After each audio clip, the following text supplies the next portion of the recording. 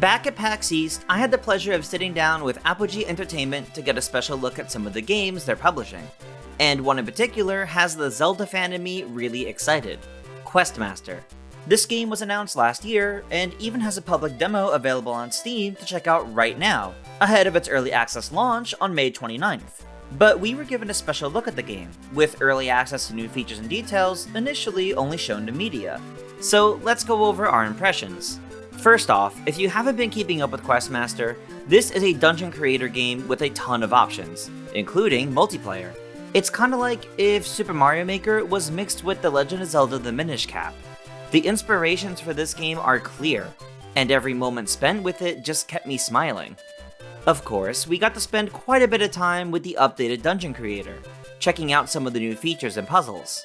There's a new desert dungeon theme, and also the ability to add elevation to rooms. So if you jump down to a lower level, you'll need to make sure there's a stairway or a ladder back up somewhere.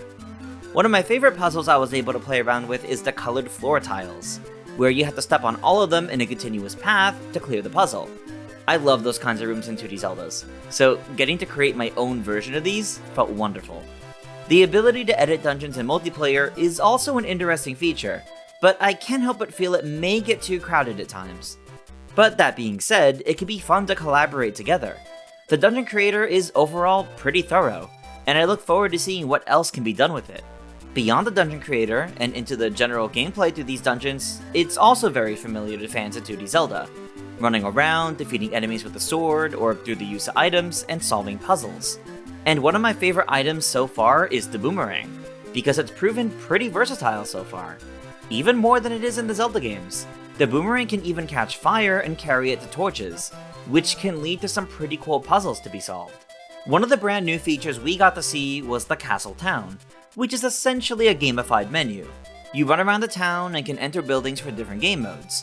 There's the main story, the dungeon crafting area, a jewelry store where you can appraise rings and equip them, similar to the rings from the Oracle games, and a dojo, where you can play a minigame to train in sword-based combat.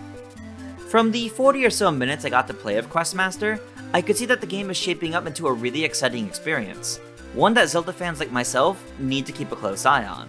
While I've enjoyed playing several of the dungeons already in the game, including the more difficult ones, I'm definitely curious to see what sort of dungeons players will be able to create here, with the myriad options available to them.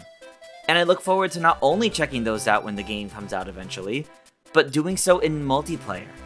Questmaster has a lot of great ideas here, and I know I'll be keeping a close eye on it as it gets closer to our release. But with that, that'll do it for my hands-on preview of Questmaster.